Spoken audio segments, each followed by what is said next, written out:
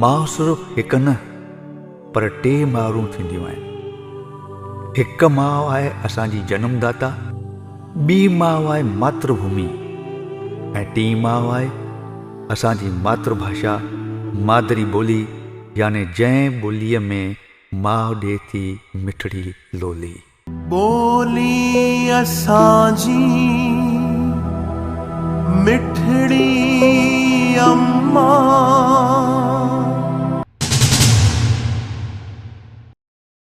असी सिंधी आहियूं लक्ष्मी, असांखे सिंधीअ में ॻाल्हाइण खपे। मुझे तो बचपन से ही सिंधी भाषा बिल्कुल पसंद है। Just think about English language only. अरे ये कीअं हली वियो, मूंखे ॿुधाए त वञे यार। ॾाढो सुठो माण्हू हो। कहिड़ो माण्हू?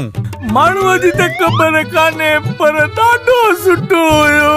मां आसमान जी ऊंचाइनि खे छूण थो चाहियां, मां खूब पैसो कमाइण थो चाहियां। अरे उन्हें उड़ने दो आसमान में, उड़ने। पखी आसमान में केतिरो बि ऊंचाइनि थो उॾामे, पर उनखे बि खाइण पीअण लाइ ज़मीन ते अचणो पवंदो आहे। पर पुट मुंहिंजी ज़बान जो छा? तेरी मासी के लिए क्या पॉसिबल नहीं है पता? नेठ त थींदो सोझरो, रहणी नाहे रात, या सब खे तात त मोटी ईंदो मेंधरो। हर जगह सरनेम चेंज कर दिया है, किसी को पता भी नहीं चलेगा कि मैं सिंधी हूँ। आपको क्या पता हाई सोसाइटी की लाइफस्टाइल क्या होती है?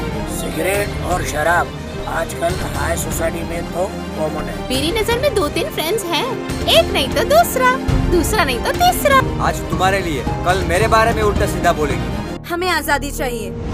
आजादी? कंहिंखां आजादी? पंहिंजी पवित्र संस्कृति खां, पंहिंजी मिठड़ी ॿोलीअ खां, पंहिंजे समाज खां, या पंहिंजे संस्कारन खां? कन्हैया लोली लाल लोली, मिठड़ा लोली लाल लोली। बाकी रही गाल सिंधी ॿोलीअ जी, त सिंधियत जूं ॻाल्हियूं समाज में कबियूं आहिनि, घर में न। तव्हां सिंधियत प्रेमीअ जे वेस में सिंधियत जा हत्यारा आयो, हत्यारा। सिंधी भाषा की कोई वैल्यू है?